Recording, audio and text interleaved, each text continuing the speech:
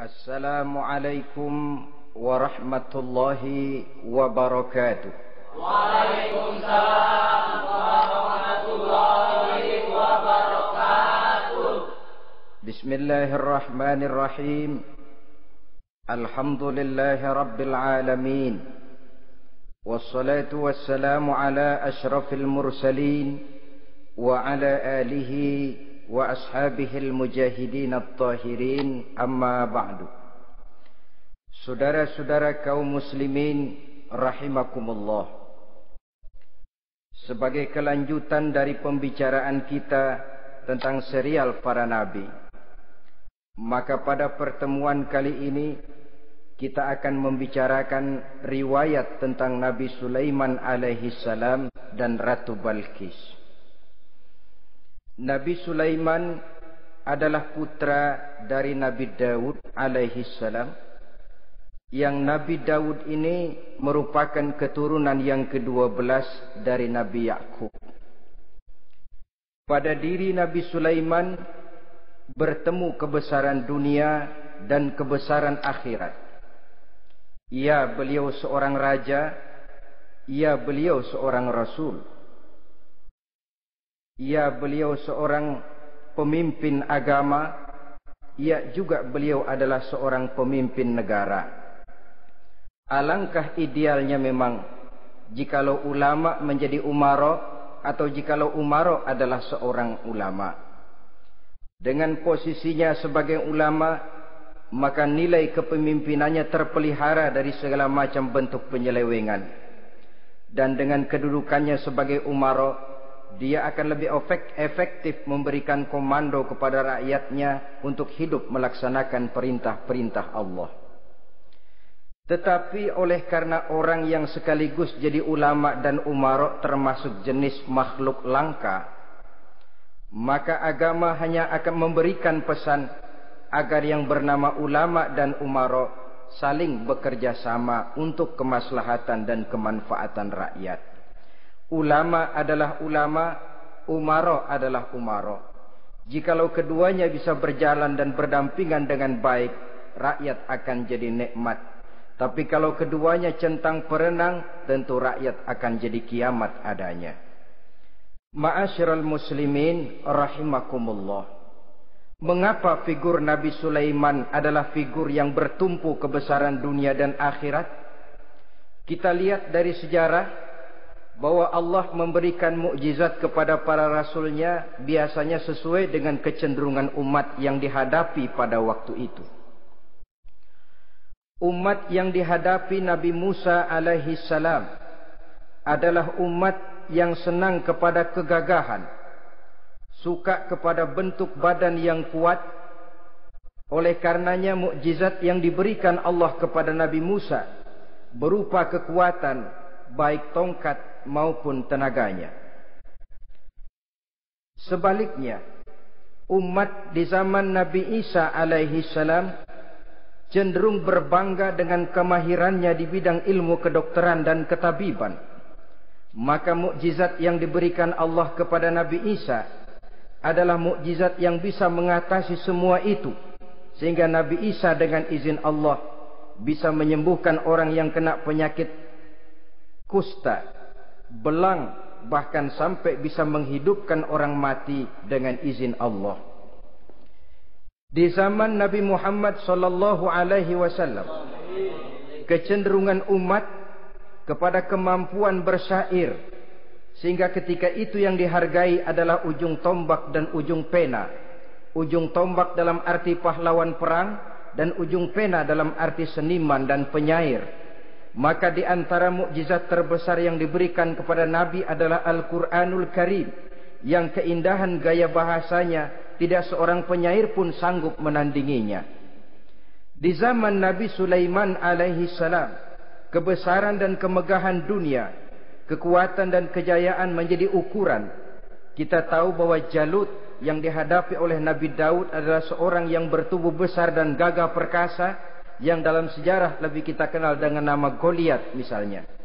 Maka tidak heran kalau mukjizat yang diberikan Allah kepada Nabi Musa merupakan mukjizat yang bertumpu antara kebesaran dunia dan kebesaran akhirat, sebagai raja dan juga sebagai nabi.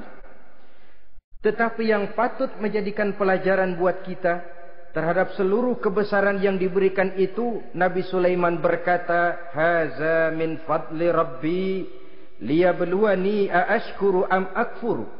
Semua ini, kekuasaan dan kebesaranku, kejayaan dan kekayaanku adalah anugerah Tuhan untuk menguji diriku. Adakah aku menjadi bersyukur karenanya atau malah aku menjadi ingkar karenanya? Alangkah baiknya jikalau ucapan Nabi Sulaiman ini kita bisa resapi dan kita bisa terapkan dalam kehidupan ini.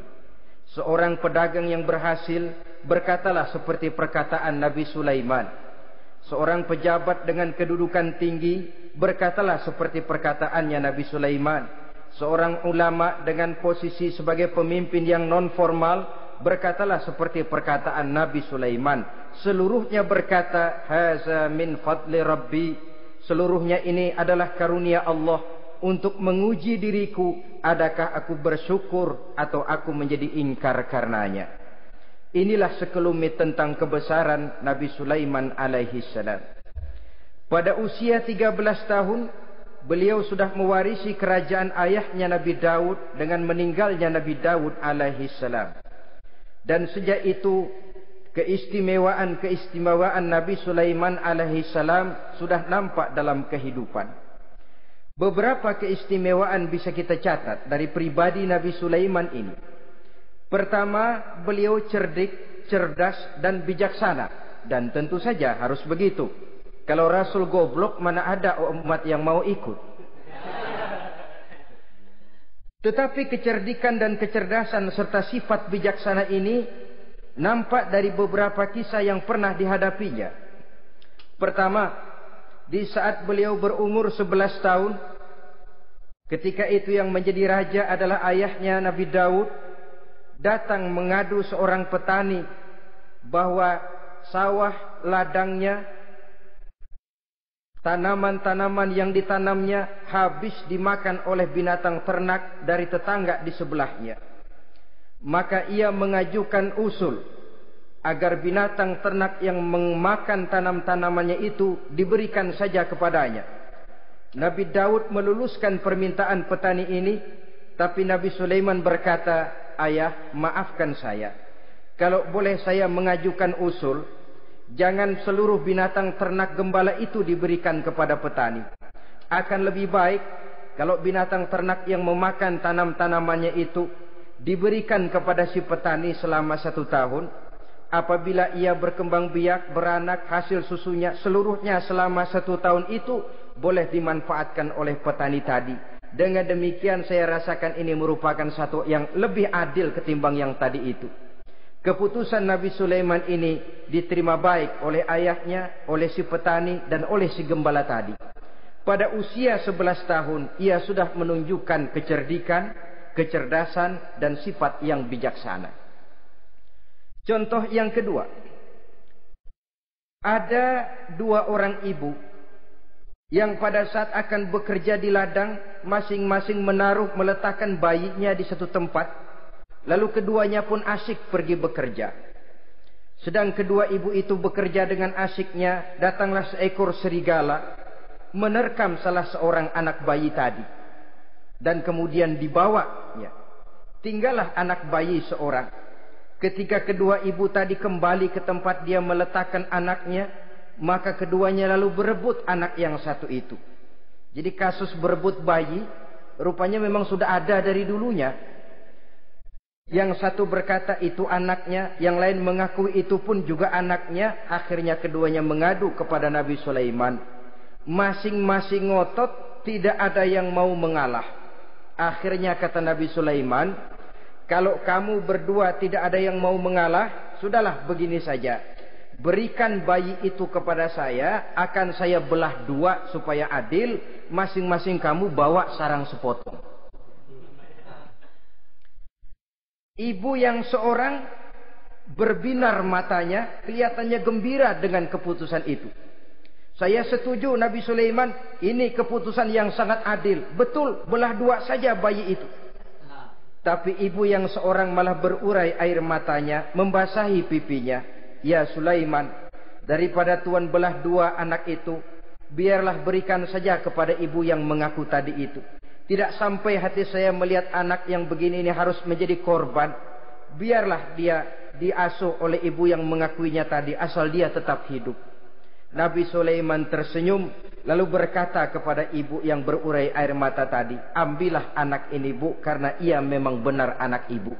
Sebab sekejam-kejamnya hati seorang ibu tidak akan sampai melihat anaknya dibelah dua. Adapun engkau ibu yang gembira, engkau sesungguhnya ibu yang kurang ajar. Cuma sekedar ngaku-ngaku, buktinya anak mau dibelah dua kamu setuju. Ibu macam apa kamu anak dibelah dua setuju?" Akhirnya ibu yang satu itu menerima hukuman yang setimpal karena mengakui sesuatu yang bukan haknya.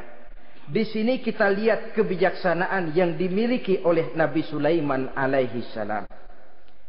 Bukti yang ketiga, pada waktu beliau mengadakan jihad fi sabilillah, beliau mengadakan mobilisasi dana. Tidak cuma manusia, binatang seluruhnya ikut memberikan sumbangan. Ketika datang gajah, gajah nyumbang kerbau.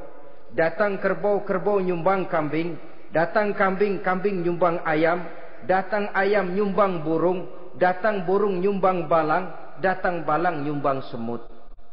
Gajah yang nyumbang kerbau ngelihat balang nyumbang semut ketawa. "Hei semut, balang, Nabi Sulaiman kamu berikan semut untuk apa kayak gitu kecilnya? Lihatin dong saya nyumbang kebo," kata gajah. Nabi Sulaiman tersenyum seraya bersabda, "Al-hadiyatu biqadril muhdi." Pemberian itu memang sesuai dengan kemampuan orang yang memberi. Kalau gajah nyumbang kerbau itu wajar saja. Gajah besar sumbangannya pun besar. Sebaliknya kalau balang nyumbang semut itu juga memang pantas. Balang kecil sumbangannya pun kecil. Yang tidak wajar kalau ada balang mau nyumbang kerbau, ada gajah nyumbang semut. Di sini kelihatan watak yang bijaksana dari Nabi Sulaiman alaihi salam. Ini merupakan ciri keistimewaannya. Setiap rasul dibekali dengan sifat ini yang namanya sifat fatonah. Cerdik, cerdas, dan bijaksana. Yang ini memang merupakan mukjizat. Kecerdasan seorang rasul tidak merupakan hasil sekolahan, tapi merupakan bimbingan wahyu semata-mata, dan ini yang tidak bisa ditandingi oleh manusia. Jadi jangan lalu ngambil dalih rasul aja nggak sekolah pinter lalu ikut nggak sekolah, ya goblok terus. Itu khususiat kok. Sifat yang namanya fatonah itu merupakan bimbingan daripada wahyu. Adapun manusia, jikalau dia mau cerdik, jikalau dia mau cerdas, jikalau dia mau bijaksana, dia harus belajar. Ya lewat bangku sekolah, ya lewat teman bergaul, ya lewat bertanya kepada orang-orang pandai, atau autodidak dengan hidup banyak membaca dari kehidupan ini. Dengan demikian nilai kecerdikan, kecerdasan dan kebijaksanaannya akan bisa meningkat adanya. Ini keistimewaan pertama. Keistimewaan yang kedua, Nabi Sulaiman diberikan kekuasaan oleh Allah sehingga bisa menguasai angin, jin, bahkan juga mengerti segala macam bahasa binatang. Menguasai angin, beliau bisa menundukkan angin ribut dan memerintahkannya angin itu. Dalam surah Al-Anbiya ayat 81 kita temukan, "Wali Sulaiman ar-riha asifatan tajri bi amrihi ilal ardil lati barakna fiha." Dan bagi Sulaiman, ia mampu menundukkan angin ribut yang bertiup menurut perintahnya ke permukaan bumi yang kami berkahi di dalamnya. Menguasai angin, barangkali istilah sekarangnya, memahami betul meteorologi. Itu sebabnya mukjizat hanya diberikan kepada Rasul. Orang yang jiwanya sudah stabil. Coba kalau potongan kita diberikan keistimewaan bisa ngatur angin, Saban Sari main angin. Nggak boleh ada orang kita keselin. Kesel sama orang, undang angin, hantam saja. Maka mukjizat semacam ini hanya diberikan kepada orang yang jiwanya sudah stabil. Ada satu cerita, namanya juga cerita, tapi kebenarannya mendekati. Seorang wali di tanah Jawa sholat Jumat di Masjidil Haram di Mekah itu. Namanya wali kalau di Jawa kan pakai belangkon. Dia sembahyang di Masjidil Haram. Ini ada orang Arab usil, tumben ngelihat belangkon. Ini apa di tengah masjid? Dia tepak belangkon itu, miring di atas kepala. Begitu belangkonnya miring, tanah kayaknya ikut miring. Sehingga penduduk heran, ini apa tanah jadi miring begini? Lalu ada seorang wali juga yang alim dan mengerti, lihat-lihat di tengah Masjidil Haram ada belangkon miring di atas kepala. Jangan-jangan ini sebabnya ini. Dia samperin, dia dananin lagi tuh belangkon rata, tanah kelihatannya kayak rata lagi. Keistimewaan seperti ini pun hanya diberikan kepada orang yang jiwanya memang sudah stabil. Coba kayak kita diberikan keistimewaan kayak begitu, main belangkon melulu. Saudara-saudara kaum muslimin rahimakumullah, juga bisa menguasai jin, memerintahkan jin, dan juga mengerti segala macam bahasa binatang. Kita bisa lihat dalam surah As-Saba ayat 12 misalnya. Demikian juga tentang mengerti bahasa binatang. Pada satu hari Nabi Sulaiman dan bala tentaranya lewat di satu lembah. Lembah itu kebetulan lembah semut. Ketika mereka lewat di lembah itu, Raja Semut lihat dari kejauhan, dia pidato kepada rakyatnya para semut itu. Apa katanya? Ya ayyuhan namlu dukhulu masakinakum la yahtimannakum Sulaiman wa junuduh wa hum la yash'urun. Jadi ini Raja Semut melihat Nabi Sulaiman datang bersama seluruh bala tentaranya, dia pidato kepada rakyatnya. Saudara-saudaraku rakyat semut, di mana saja suara saya bisa didengar. Perhatian, perhatian. Ini Nabi Sulaiman mau liwat dengan seluruh bala tentaranya. Kamu semua supaya masuk ke dalam lubang kamu masing-masing. Sebab kalau kamu enggak masuk ke lubangmu masing-masing, akan diinjak oleh Sulaiman dan bala tentaranya. Sedangkan mereka tidak tahu kalau kamu kena injak. Masuklah semut itu seluruhnya ke dalam lubangnya masing-masing. Nabi Sulaiman senyum. Fatabassama dhahikan min qawliha. Mendengar ucapan Raja Semut ini, Nabi Sulaiman tersenyum. Lalu berkata, apa katanya? Rabbi auzi'ni an ashkura ni'mataka allati an'amta alayya wa ala walidayya wa an a'mala salihan tardahu wa adkhilni birahmatika fi ibadika salihin. Satu pengakuan yang tulus, yang jauh dari watak kesombongan. Mendengar Raja Semut berkata semacam itu, beliau senyum. Lalu berkata, wahai Allah, tetapkan kiranya hati saya ini untuk selalu bersyukur terhadap nikmat yang Engkau karuniakan kepada saya. Karena nikmatku, nikmat yang Engkau berikan kepadaku, saya mengerti bahasa binatang. Karena mengerti bahasa binatang, saya mengerti seruan Raja Semut itu. Tetapkan saya untuk selalu bersyukur ya Allah atas nikmat yang Engkau berikan ini, atas nikmat yang Engkau berikan kepada kedua orang tua saya. Dan tetapkan saya untuk selalu melakukan amal soleh yang Engkau ridhoi. Dan masukkan saya ke dalam golongan hamba-hambamu yang soleh. Satu pengakuan yang tulus, yang jauh dari sifat kesombongan. Mungkin kalau sombong yang lahir, begitu dengar Nabi Sulaiman bawa semut ngomong begitu, beliau akan berkata, iya masuk ke buruan. Tapi kan tidak. Malah beliau perintahkan bala tentaranya, pasukan berhenti. Ada apa Nabi Sulaiman? Di depan kita ada kerajaan semut. Mereka lagi kocar-kacir masuk ke sarangnya masing-masing. Tunggu sampai mereka masuk dan kita bisa lewat dengan aman tanpa harus menginjak-injak mereka. Bala tentaranya di stop dan berhenti. Ternyata kebesarannya tidak menyebabkan ia lalu memandang remeh sampai kepada makhluk yang bernama semut sekalipun. Masih tetap dihargainya sebagai makhluk dari Allah Subhanahu wa ta'ala.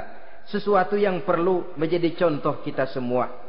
Sebab orang bilang kadang kacang sering lupa akan kulitnya. Kadang posisi kita yang tinggi menyebabkan kita lupa dari mana kita berasal. Kadang harta yang kita miliki menyebabkan kita lengah dari mana kita datang. Akhirnya yang timbul adalah sifat sombong dan angkuh. Ibarat kata orang, kacang lupa dengan lanjarannya. Ma'asyiral muslimin rahimakumullah. Ini kebesaran dan keistimewaan yang diberikan Allah kepada Nabi Sulaiman alaihi salam. Apa yang perlu kita jadikan tamsil dan ibarat dari kebesaran ini? Saudara-saudara kaum muslimin rahimakumullah. Keadilan sebagai umara yang berpadu dengan kebijaksanaan sebagai ulama. Satu hari seorang sahabat bertanya kepada Rasulullah sallallahu alaihi wasallam. Ya Rasul, kalau pada satu saat ajal merenggut Tuhan berlalu meninggalkan kami sekalian, kita berpisah untuk selamanya ya Rasul. Dalam kondisi semacam itu, azahrul ardi khairul lana ambatniha. Mana yang lebih baik ya Rasul buat kami kalau sudah ditinggalkan oleh Tuhan? Permukaan bumi atau perut bumi yang lebih baik? Ini pertanyaan dengan bahasa kinayah. Permukaan bumi maksudnya hidup. Perut bumi maksudnya mati. Orang kalau sudah masuk ke perut bumi kan habis. Ya Rasul, kalau engkau sudah tidak ada meninggalkan kami semua, mana yang lebih baik buat kami, hidup atau mati? Bukan main pertanyaan ini. Di satu sisi menggambarkan cintanya sahabat kepada Nabi, sehingga kalau tidak bisa mati bersamaan, biarlah mati beriring saja. Di lain pihak juga mencerminkan bingungnya sahabat kalau sudah ditinggalkan oleh Rasul. Atas pertanyaan ini apa jawab Rasul? Kamu enggak usah khawatir. Walaupun aku sudah tidak ada, kembali ke hadratullah azza wa jalla, meninggalkan kamu semua, kamu tidak usah bingung. Dengan syarat, idza kana umaraukum khiyarukum wa amrukum syura bainakum wa aghniyaukum askhiyaukum fa zahrul ardi khairul lakum min batniha. Kalau saja para umara, kalau saja pemimpin-pemimpin kamu adalah orang-orang yang terbaik di antara kamu, dan seluruh persoalan yang kamu hadapi dapat kamu musyawarahkan dengan baik, lalu orang-orang kaya di antaramu adalah orang-orang yang dermawan, ketika itu walaupun aku sudah tidak ada, hidup lebih baik daripada mati. Permukaan bumi lebih baik daripada perut bumi. Dengan catatan tiga tadi. Pemimpinmu orang yang terbaik di antara kamu. Segala persoalan kamu musyawarahkan. Dan orang kayamu orang dermawan. Walaupun aku tidak ada, hidup lebih baik daripada mati. Tapi sebaliknya kata Nabi, idza kana umaraukum syirarukum. Kalau umarokmu, pemimpin-pemimpinmu adalah orang-orang yang terjahat di antara kamu. Wa amrukum ala nisaikum. Dan segala urusanmu sudah diatur oleh perempuan.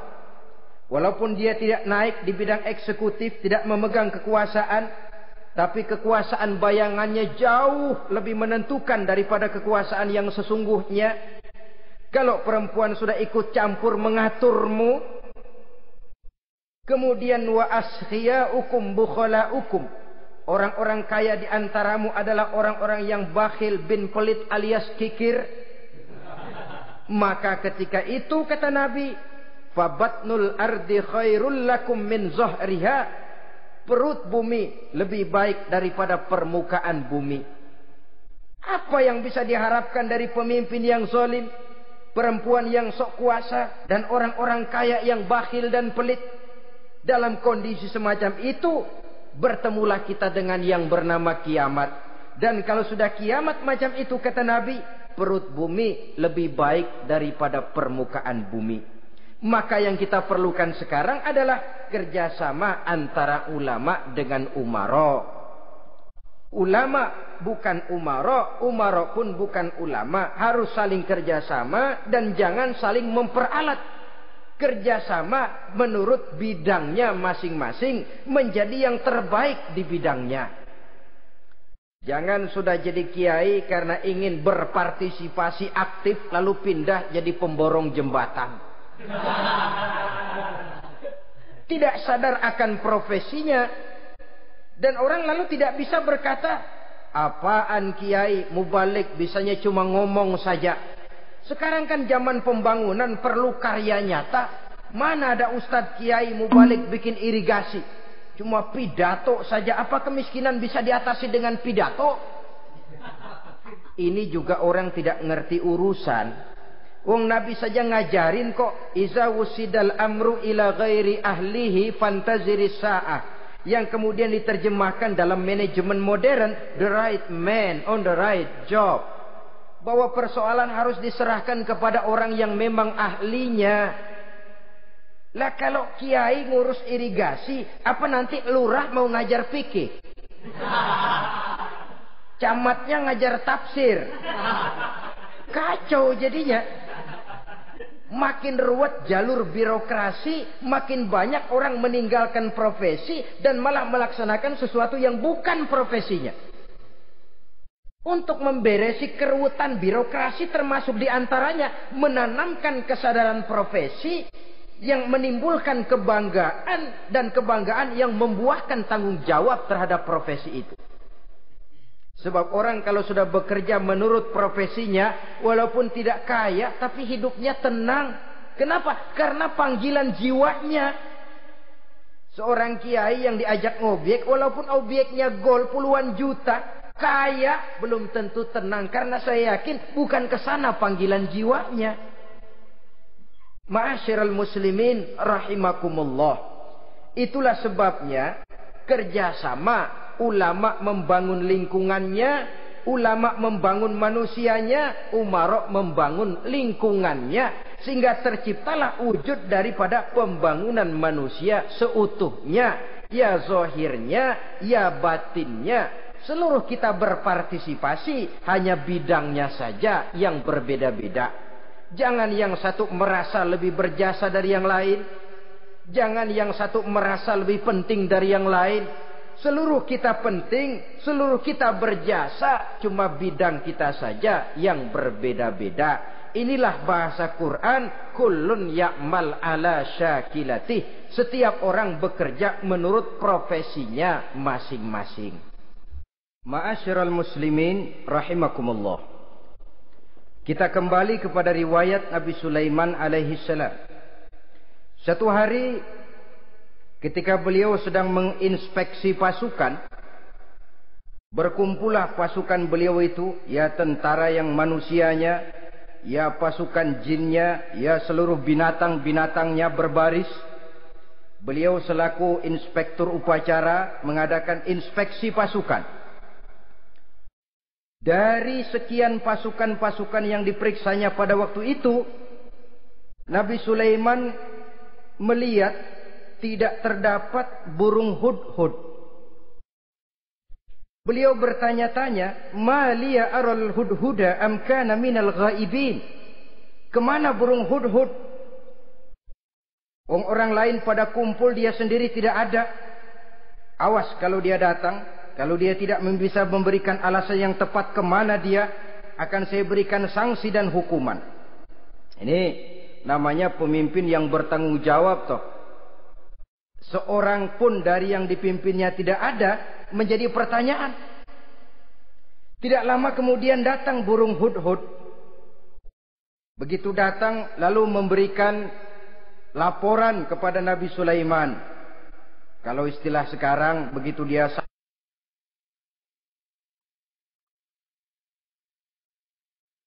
sampai berdiri hormat, lapor, kata hudhud ini.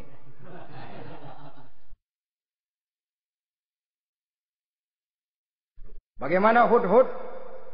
Maaf Tuan Raja, saya terlambat. Iya, kenapa terlambat? Patroli Tuan Raja. Kemana saja kamu patroli? Keliling. Lalu apa hasilnya? Inni wajadtu mar'atan tamlikuhum wa utiyat min kulli syai'in wa laha 'arsyun 'azim.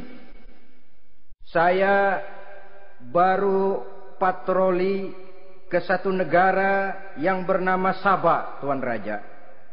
Sabah, saudara tahu Sabah? Di mana itu? Dekat ibu kota Yaman sekarang. Di sana Tuan Raja, kata Hudhud ini, wajadtu mra'atan tamlikuhum. Yang jadi raja perempuan. Kalau tuan raja besar, tuan orang laki. Ayah tuan raja besar Nabi Daud laki. Ini mah model tuan raja. Orangnya rajanya raja besar tapi perempuan. Tumben saya ngelihat ada raja perempuan, kerajaannya begitu besar. Begitu. Iya. Lalu dia jadi raja bagaimana? Ya mewarisi kerajaan ayahnya Sri Baginda Raja Syarahil. Ketika ayahnya wafat, dia naik. Walaha arsun azim. Singgasananya besar, bagus, antik Tuan Raja. Terus bagaimana lagi? Wajadtuha wa qaumaha yasjuduna lisyamsi min dunillah. Yang jadi pikiran saya Tuan Raja, dengan kekuasaan yang besar, mereka itu seluruhnya, seluruh bala tentaranya dan kaumnya, yasjuduna lisyamsi. Mereka menyembah matahari, bukan menyembah Allah. Mendengar ini Nabi Sulaiman tergerak hatinya. Waktu mendengar rajanya perempuan, kekuasaannya besar, belum tergerak. Tapi ketika sampai kepada yasjuduna lisyamsi, mereka sujud kepada matahari, di situ pribadi seorang rasulnya tergerak. Siapa nama ratu itu? Namanya Ratu Balqis Tuan Raja. Begini Hudhud, laporan kamu saya terima. Alasan kamu datang terlambat bisa dipertanggungjawabkan. Kamu tidak kena hukuman. Cuma begini saja Hudhud, karena kamu yang laporan, kamu yang tahu lokasi negaranya, kamu yang harus melaksanakan tugas ini. Apa Tuan Raja? Idhab bi kitabi hadza fa'alqih ilaihim. Kamu berangkat lagi ke negeri Sabah, bawa surat saya, berikan kepada mereka. Thumma tawalla anhum. Kemudian kamu berpaling dari mereka, tapi jangan pulang. Fanzur madza yarji'un. Lihat apa reaksi mereka setelah menerima surat ini. Baik Tuan Raja, baik. Nabi Sulaiman menulis sepucuk surat kepada Ratu Balqis, dan surat itu dibawa oleh burung Hudhud tadi. Terbanglah si burung Hudhud ini ke negeri Sabah, masuk ke istana Ratu Balqis, dan surat itu jatuh di kamar Ratu Balqis. Diambil surat tadi, kemudian dibaca. Apa isi suratnya? Innahu min Sulaiman wa innahu bismillahirrahmanirrahim. Alla ta'lu alayya wa'tuni muslimin. Surat ini dari Sulaiman. Bismillahirrahmanirrahim. Jangan kamu merasa lebih tinggi dari aku. Datanglah kepadaku dan masuk ke dalam agama Islam. Suratnya singkat, padat, ultimatum. Jadi enggak pakai bahasa kembang, enggak pakai bahasa basi, langsung kepada isi. Surat ini dari Sulaiman. Bismillahirrahmanirrahim. Jangan kamu merasa lebih tinggi dari aku. Datanglah kepadaku dan masuklah ke dalam agama Islam. Ini yang disebut dakwah langsung tanpa pakai kembang. Saudara-saudara, menerima surat semacam ini, Ratu Balqis lalu ngumpulin para pembantu kerajaan, aparat pemerintah lah zaman sekarang. Termasuk menteri-menteri dipanggil, sidang darurat di istana Ratu Balqis, membahas datangnya surat dari Nabi Sulaiman alaihissalam. Tuan-tuan para menteri, bagaimana Sri Ratu? Saya dapat surat. Dari mana? Dari Sulaiman. Katanya apa? Jangan kamu merasa lebih hebat dan lebih tinggi dariku. Datanglah kemari dan masuklah ke dalam agama Islam. Menurut pendapat tuan-tuan menteri, bagaimana surat ini? Apa kita penuhin permintaannya? Kita datang rame-rame masuk Islam? Oh, kata menteri, jangan dulu tuanku, gengsi dong.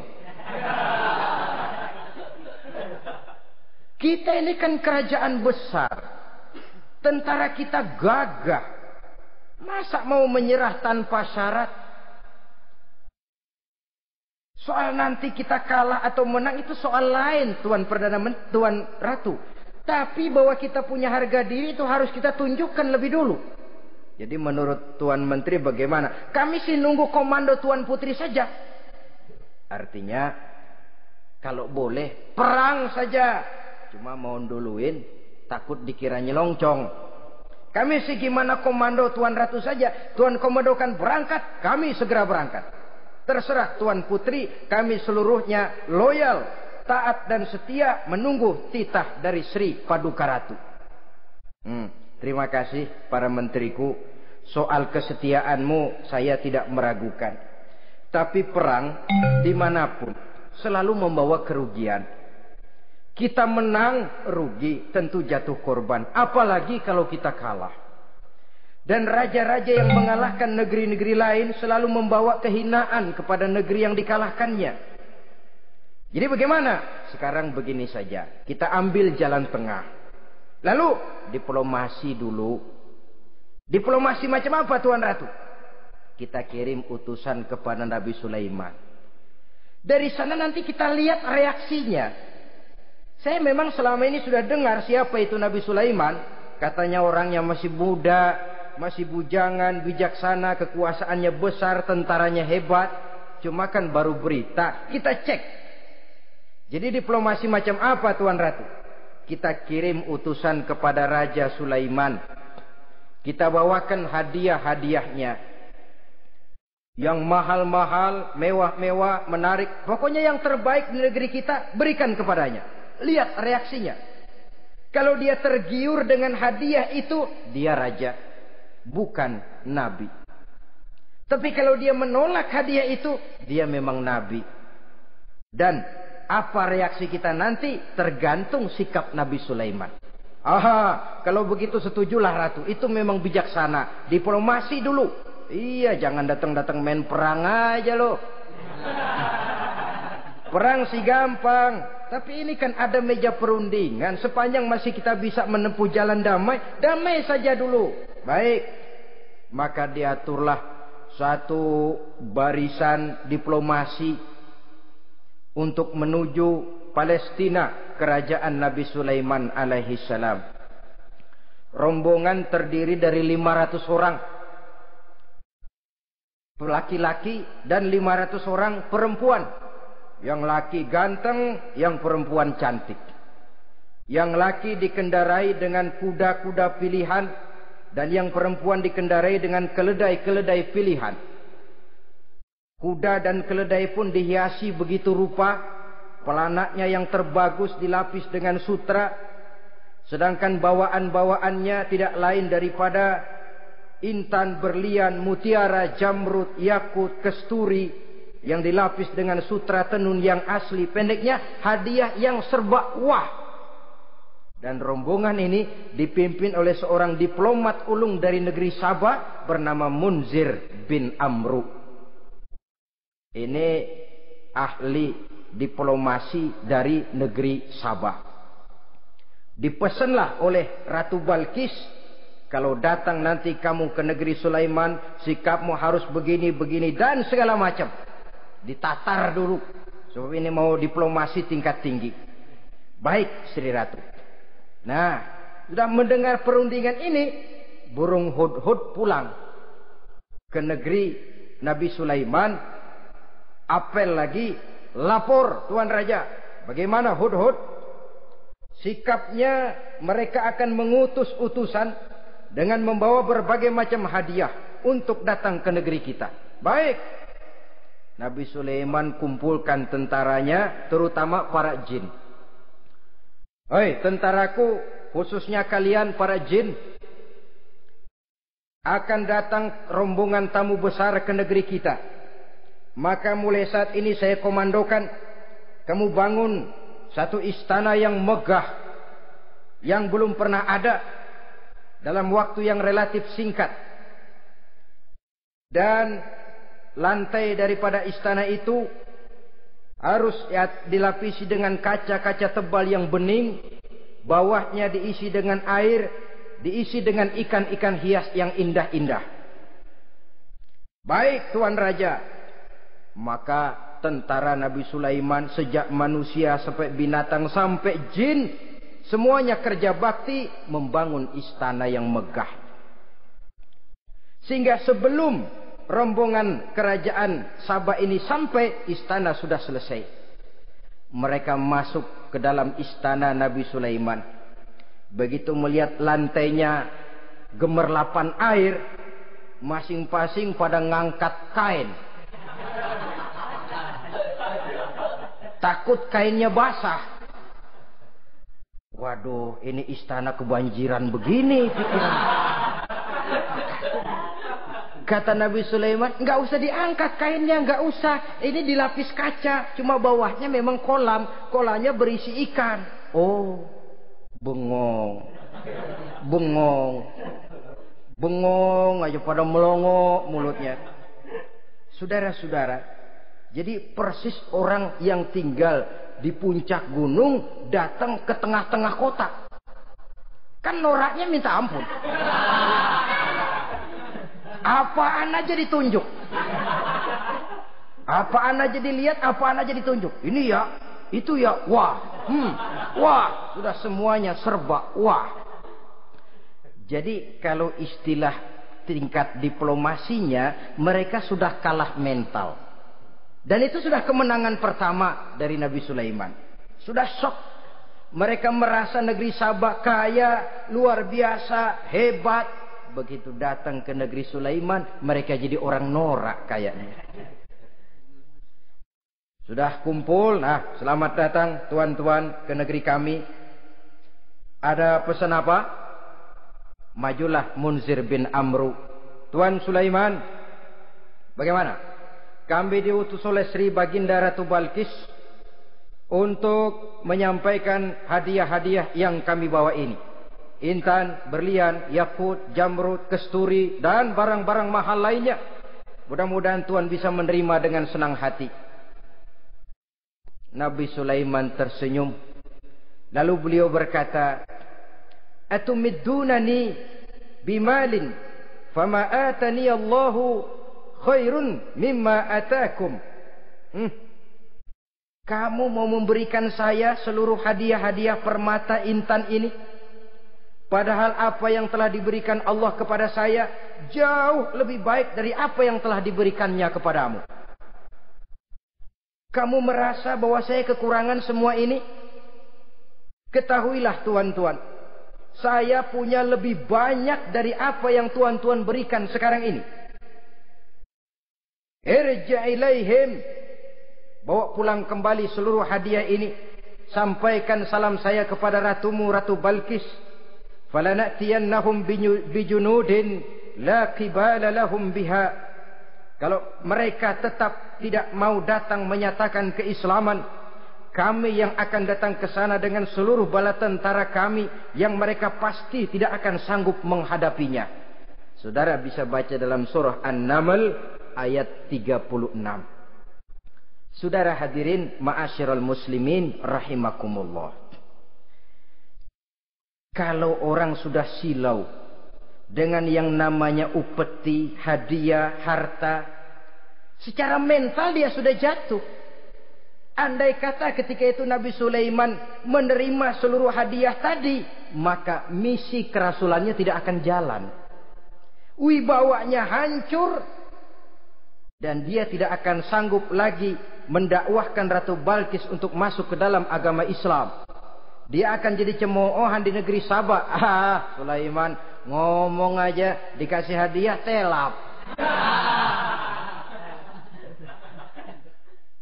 Nah, ternyata ada yang lebih mahal dari harta, ada yang lebih mahal dari intan dan mutiara, ada yang lebih mahal dari pangkat dan kedudukan.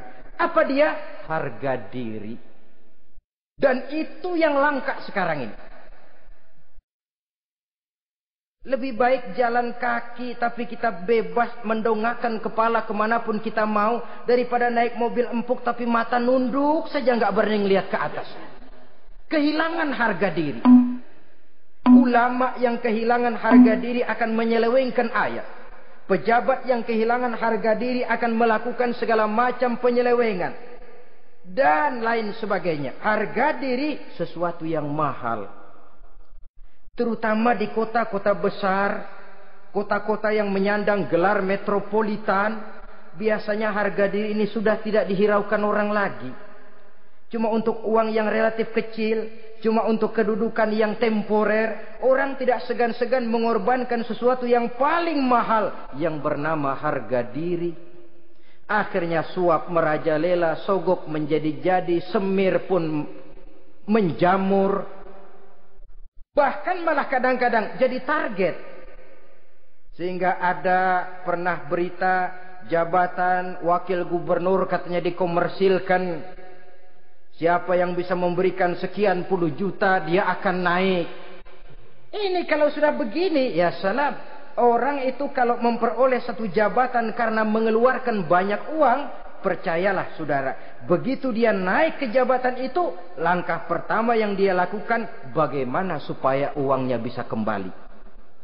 Bukan bagaimana bekerja sebaik-baiknya, bukan bagaimana mensejahterakan rakyat sebaik-baiknya. Karena dia merasa naik jabatan banyak mengeluarkan uang, setelah dia naik gimana supaya pulang modal dulu. Lebihnya kalau ada baru bekerja buat rakyat, itu pun kalau nggak keburu pensiun. Kadang-kadang malah lebih celaka lagi, kalau sudah mau pensiun baru bikin pemutihan. Wah, saya baru rajin iktikaf di masjid, pergi haji. Kenapa? Udah pensiun. Tapi waktu masih aktif, tanda tangan masih laku, nota masih dihargai, kata belece masih berwibawa, lupa berbuat untuk hari depan dirinya sendiri, yaitu akhiratnya. Konon lagi untuk umat dan agamanya. Jadi untuk mengabdi, berbuat baik kepada umat, berkhidmat kepada agama, iktikaf di masjid, tuan-tuan, tak usahlah nunggu sampai pensiun. Manfaatkan posisi yang tuan-tuan punya sekarang ini untuk beribadah dengan sebaik-baiknya. Itu pun masih bersyukur, masih bisa mengadakan pemutihan daripada tidak sama sekali. Cuma alangkah akan lebih efektifnya lagi kalau itu diawali pada saat kita masih mempunyai posisi kunci. Ini reaksi Sulaiman, saudara-saudara. Diberikan hadiah yang mahal, atau midunani bimalin.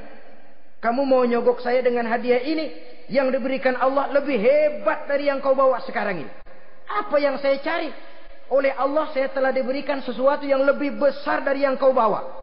Sudah, bawa pulang saja, sampaikan salam kepada ratumu. Kalau dia tetap ngotot tidak mau kemari, saya yang akan datang ke sana dengan seluruh bala tentara yang saya yakin sampean akan kewalahan ngadepinnya. Pulang, sampaikan salam saya, bawa seluruh hartamu. Diplomasi tahap pertama menang total. Utusan Raja Sabah sudah kalah mental, kalah juga fisik. Pulanglah mereka dengan membawa kembali seluruh hadiah yang mereka ingin sampaikan tadi. Bisa dibayangkan mentalnya itu, ya. Sama juga kita sudah punya niat ingin menyogok seseorang, tahu-tahu yang mau disogok nggak nerima. Pulang kayaknya muka kan belipet. Sulit ketemu orang. Jadi perasaan kita orang pada ngetawain aja. Padahal orang mah nggak tahu persoalannya. Tapi sikap mental sendiri itu. Jadi memang saudara-saudara ini berkaitan. Walaupun yang mau nyogok banyak, kalau yang disogok nggak mau, nggak jadi. Walaupun ada yang minta disogok, kalau yang mau nyogok nggak ada, juga nggak nyetel. Lah ini nyetel, yang mau nyogok banyak, yang disogok pun ada. Jadilah perbuatan itu. Ma'asyiral muslimin rahimakumullah. Sampai mereka di kerajaan Sabah, mereka ceritakan itu, Ratu Balkis bengong. Ternyata yang saya dengar selama ini memang benar rupanya. Sulaiman bukan cuma raja, tapi juga rasul. Bukan cuma pemimpin negara, tapi juga pemimpin agama. Lalu bagaimana, Saudara Ratu? biarlah saya pikir-pikir dulu. Pikir. Bagaimana ya? Sudahlah, begini saja. Kita sekarang berangkat ke negeri Nabi Sulaiman. Saya yang akan langsung memimpin rombongan. Ada 2 tujuan Ratu Balqis sebenarnya. Tujuan pertama ingin melihat dengan mata kepala sendiri kebesaran Sulaiman yang selama ini dia cuma dengar beritanya saja. Yang kedua, ada udang di balik batu. Kalau setelah Nabi Sulaiman nanti melihat kecantikan Ratu Balqis ini, dia bisa fly. Nah, istilah anak sekarang, dia bisa fly. Nah, siapa tahu kan karena kecantikannya Nabi Sulaiman lalu jatuh hati dan Dewi Amor pun bicara. Nanti bila mata bertemu mata, bibir ikut senyum, hati berdetak. Maka terjadilah magnet-magnet saling bersentuhan, percintaan tingkat tinggi. Kan lumayan dapat suami, dapat pacar seorang raja besar. Jadi dengan harapan ini berangkatlah Ratu Balqis ke negeri Nabi Sulaiman. Hud lapor lagi. Lapor. Bagaimana Hud? Ini Ratu Balqis yang mimpin sekarang. Baik, kita siap-siap. Begini saja kata Nabi Sulaiman. Siapa yang bisa bawa singgasana Ratu Balqis ke sini? Jin Ifrit tampil. Saya. Berapa lama kamu perlukan untuk membawa singgasana Ratu Balqis kemari? Sebelum Tuan bangun dari tempat duduk, itu singgasana sudah bisa sampai kemari, Tuan Raja. Bagus. Ada yang bisa lebih cepat? Saya, kata seorang ulama. Berapa lama? Sebelum Tuan kedip. Asal Tuan kedip, Tuan melek lagi, singgasana sudah sampai di sini. Baik, kerjakan. Dalam waktu sekejap itu singgasana Ratu Balqis sudah sampai di istana Nabi Sulaiman. Pasang di sini, biar dia dudukin nanti. Rubah sedikit biar dia nggak kenalin. Dirombak sedemikian rupa. Masuk Ratu Balqis ke istana Nabi Sulaiman. Terjadilah kemudian di perundingan semacam tingkat tinggi antara raja dengan raja. Bagaimana Tuan Ratu Balqis? Iya, Tuan Sulaiman. Iya, bagaimana? Saya kagum dengan kebesaran Tuan. Bukan kebesaran saya. Seluruhnya ini adalah karunia Allah kepada saya. Saya dengar Tuan menyembah matahari. Padahal matahari tidak pernah memberikan apa yang Tuan kehendaki. Matahari tidak pernah menciptakan Tuan. Adalah lebih baik Tuan menyembah yang menciptakan matahari daripada menyembah matahari itu sendiri. Nabi Sulaiman, bagaimana kalau kita mengadakan ya sambil berunding, sambil lobbying istilah sekarang. Baik, lobbying pun jadi. Berjalanlah meninjau seluruh pelosok istana Nabi Sulaiman alaihi salam. Seperti halnya bala tentaranya, Ratu Balqis juga sampai di lantai kaca, angkat kain. Kata Nabi Sulaiman, jangan diangkat tuh kain. Ini bukan air, istana kaca. Bukan main kebesaran kamu. Melihat begitu kebesaran Nabi Sulaiman, Ratu Balqis yang niatnya sementara mau melontarkan diplomasi asmara, lupa. Lalu apa katanya? Rabbi inni zolamtu nafsi. Ya Allah, selama ini saya benar-benar telah zolim kepada diri saya. Begitu banyak nikmat yang Engkau berikan kepada saya. Saya jadi ratu dengan kekuasaan yang besar, mewarisi kebesaran ayah. Dengan kerajaan dan bala tentara yang gagah perkasa. Bukan saya bersyukur kepadamu, malah saya menyembah matahari. Inni zolamtu nafsi. Sungguh saya telah zalim kepada diri saya. Maka mulai sejak saat ini, aslamtu ma'a Sulaiman lillahi rabbil alamin. Mulai sejak saat ini ya Allah, saya nyatakan diri, saya masuk Islam, bertuhankan Allah Rabbul Alamin. Saya tunduk kepada Nabi Sulaiman alaihi salam. Masuk Islam sebelum diplomasi asmaranya melayang, saudara-saudara. Sudah masuk Islam? Sudah. Nah, Ratu Balqis sekarang bagaimana? Ya Nabi Sulaiman, Kalau saya masuk Islam, apakah kerajaan saya akan tunduk dan diatur oleh kerajaan Tuhan? Tidak. Kamu persilakan pulang ke kerajaanmu. Atur negerimu menurut cara yang kamu mau, asal sesuai dengan perintah Allah. Saya bukan penjajah. Saya cuma mengajak kamu ke dalam Islam. Saya tidak ingin meluaskan wilayah saya. Asal kamu sudah masuk Islam, tugas sudah saya jalankan. Perkara kerajaanmu, kau pulang, kau atur, dan kau tetap jadi raja. Jangan merasa kalau sudah masuk Islam lalu kerajaanmu saya caplok. Islam bukan penjajah, Ratu Balkis. Baiklah Nabi Sulaiman, saya tahu. Tapi untuk melanggengkan kerjasama antara kerajaan Sabah dengan kerajaan Tuhan, caranya bagaimana? Mulai ngojok-ngojok. Dia nggak bilang lu demen aja deh sama gue. Enggak. Cuma untuk jangka panjang. Jangka panjangnya Sulaiman, supaya kita tetap bisa kerjasama, caranya bagaimana? Ya supaya kerajaan berumur panjang, kau harus punya keturunan, kata Nabi Sulaiman. Itu kan berarti saya harus nikah. Memang. Tapi saya ratu. Suami saya kan paling kurang juga harus maharaja, sahansah. Ya sebenarnya sih cuma dia nggak bilang aja. Di kerajaan gue nggak ada yang setimpal. Gue maunya sama elo. Itu kalau bahasa kita. Cuma ini kan bahasa perempuan. Perempuan kan paling pintar nahan perasaan. Nggak kayak orang laki. Orang laki kalau lagi mabok cinta teler. Sama siapa aja dia cerita. Gue kan lagi demen sama si Ano. Lain sama perempuan, dia paling bisa jaga perasaan. Saya kalau begitu, saya harus kawin dengan maharaja. Ya kamu tinggal pilih saja, kata Nabi Sulaiman. Nabi Sulaiman, ini Perdana Menteri udah pada mesem-mesem, udah paham ke arah mana maksudnya. Bagaimana kalau kita kukuhkan saja dua kerajaan ini, Nabi Sulaiman? Saya pun setuju kalau itu kamu punya mau. Wah, ini Perdana Menteri takbir semua. Allahu Akbar, Alhamdulillah, Alhamdulillah. Sampai akhirnya Nabi Sulaiman pun menikah dengan Ratu Balkis. Bergabunglah dua kerajaan besar itu. Saudara-saudara kaum muslimin rahimakumullah.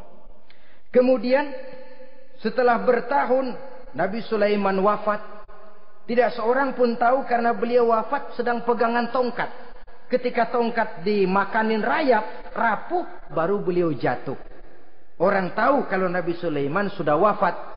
Menurut riwayat beliau wafat itu sedang sholat. Karena sholat Nabi Sulaiman cuma diri saja. Tidak pakai ruku dan sujud. Menurut riwayat lain beliau sedang memandori jin dan tentaranya yang sedang kerja. Begitulah wafat beliau. Kita bisa baca dalam surah Saba ayat ke-14. Setelah beliau wafat, Palestina diserbu oleh Raja Bukhtanasor atau Raja Nebukadnezar. Seluruh kebesaran Sulaiman di bumi hanguskan, istananya dihancurkan, intan permata dan kekayaan beliau dirampok, dan tinggallah kebesaran Sulaiman cuma legenda saja yang kita kenal dengan istilah Haikal Sulaiman. Legenda, riwayat-riwayat yang sampai sekarang ini masih bisa kita telusuri kebenarannya. Saudara-saudara, inilah pertemuan yang singkat ini. Walaupun serba singkat, mudah-mudahan ada manfaatnya.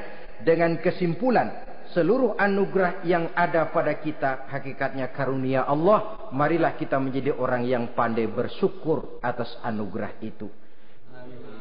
Terima kasih atas segala perhatian. Mohon maaf atas segala kekurangan. Usikum wa nafsi bitaqwallah. Wassalamualaikum warahmatullahi wabarakatuh. Waalaikumsalam.